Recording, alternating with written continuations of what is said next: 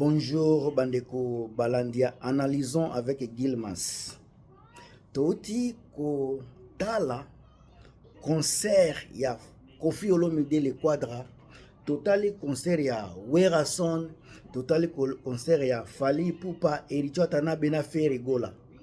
Bato o babeti concert na année oyo, donc avant mois de juin et na 4 mois, donc da 3 mois oti koleka eza Ferre, Fally, Koffi, Werason.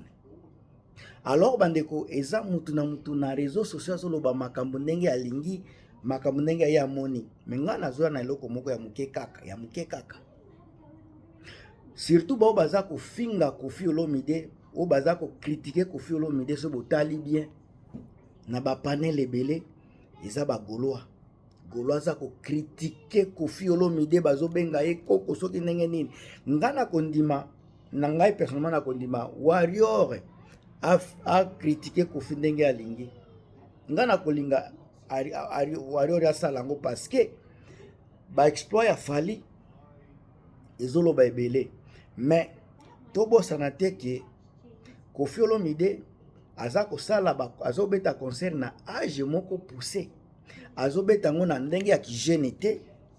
Et puis, condition qu'on fait la concert, aza vraiment mutumoko totie à part. Mais na lingina lobela makambo ba Gaulois parce que vraiment ngai na ebité soki nini nde bino boza ko mela, ninde boza ko lia. Na ebi que Koffi aza mutumabe côté ba comportement ya Koffi, des fois bon ça dérange beaucoup de gens. Mais comportement ya Koffi na musique o aza ko beta, eza des choses différentes. Pour ngai comportement ya Koffi na musique eza des choses différentes. Soki tobandi kotala ndenge Koffi azobeta musique, Koffi Olomide aza kopesa biso de la bonne musique, la qualité. Koffi Olomide aza na qualité, aza na ba quantité nombre ba album eza ebele, et puis ba prestation na ye surtout na âge tozolobela ya Roi Baudouin na lobaki lobi déjà que côté plein Koffi abetaki plainte mais azalaki na son, azalaki na image, qualité à concert na ezalaki vraiment impeccable. Wana mutakoboya te. Sika ba Gaulois bino bato boza ko critiquer. Toti kotala ba concert nyonso ya Ferre, bola kisanga concert ya Ferre oza na niveau ya Roi Baudouin ya Koffi. Ngana nazo chaka ba défi nazo solola na défi parce que naza a connaissance na makambo naza nango na maboko. Concert nini oyo Ferre aza nango o tokoki ko comparer na Roi Baudouin. Na minute oyo ngana koloba boy.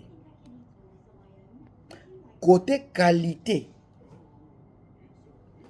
ya ba concert o Koffi oti ko beta na Roi Baudouin eleki na musika Accor Arena ya Ferregola. Na musika côté son ya miziki ya Koffi Olomide na Roi Baudouin esika eza oya kofungwa maboye mais son eza kitoko koleka Accor Arena ya Ferregola.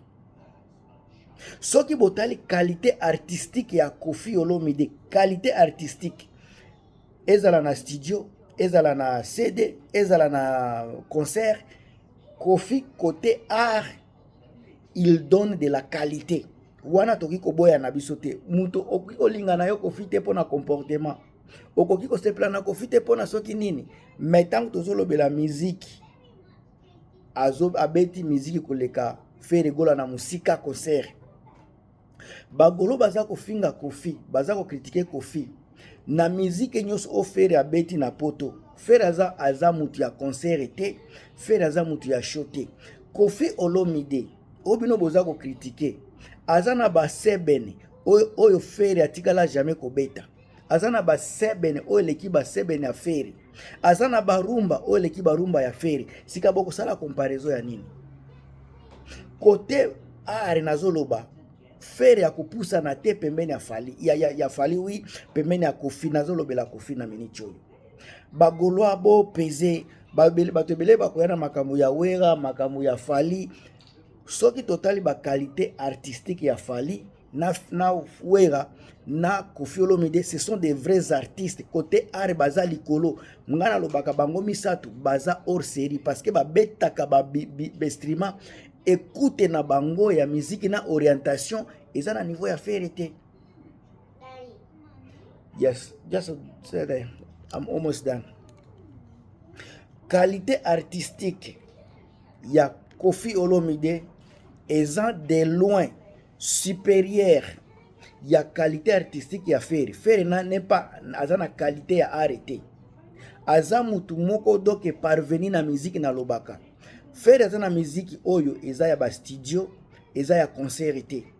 Ba générique otiko bimisa ya lobaki kolo loyembo. Banzembu nyoso tiko bimakala mingi tawa 3 génériques alandisi. Générique ata mon côté est marqué.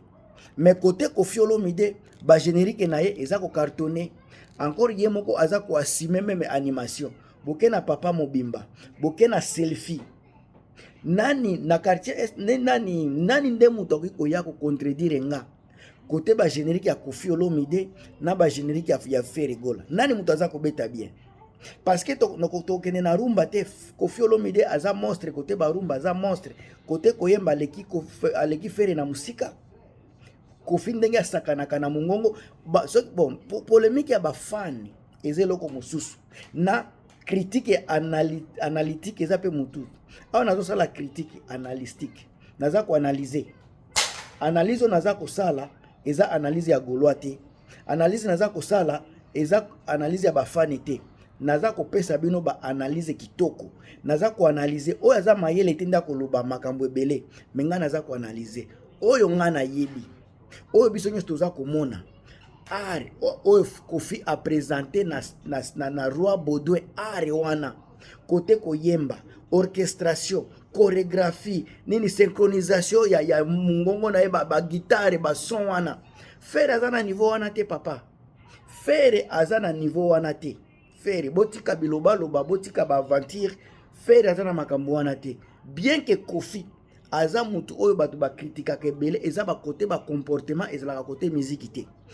Koffi aza na ba défaut na ye oyo biso to mona katango su bien te mais eza na ba misu baza ko sepela nango ba nini ba qualité oyo ngana za nango oyo yoko kiko sepela nango eza na mutu asepeli nango te Koffi Olomide aza humain aza na ba qualité oyo biso tozo mona mabe mais eza na batu bazo mona nango bien alors eza eloko moko na koloba eza complémentaire ça dépend na mutu na mutu awa ngana zo lobela musique qualité oyo Koffi Olomide aza ko bimisa na musique ezala na concert eleki ba qualité ya Ferry encore une fois botala âge oyo Koffi aza nango aza na difficulté ya kondima défaite aza na difficulté ya kokweya devant ba défi aza mutu amekaka aza ko risquer ayaki na eloko moko soki biloko moko ezalaki ya France wana échouaki il n'a pas baissé les bras ake na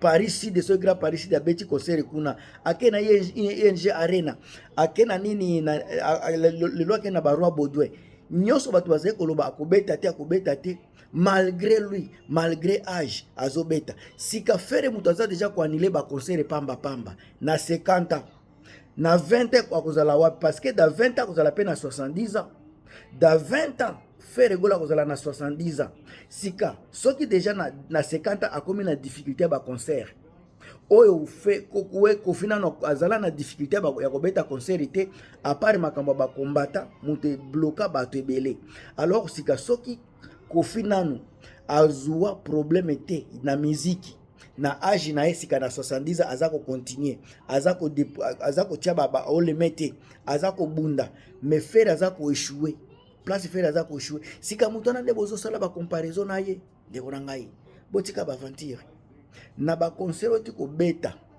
ya suka concert ya zero eza accord arena ya Ferry Gola certes Ferry pe atondisaki te Koffi pe atondisi te alors botika biloba loba Ferry atondisaki te Koffi pe atondisaki te sika to kota na ba données qui a fait mieux que l'autre Koffi il a fait mieux sur tous les plans ezala pe style vestimentaire ya Koffi Olomide ezala ki vraiment ya ki star style vestimentaire ya Kofi ezalaki ya kistar otika baventure ngambu tuna bino Gilmas toujours na banalize kitoko botia ndenge bokomona na ba commentaire mais nga naza mpona koloba vérité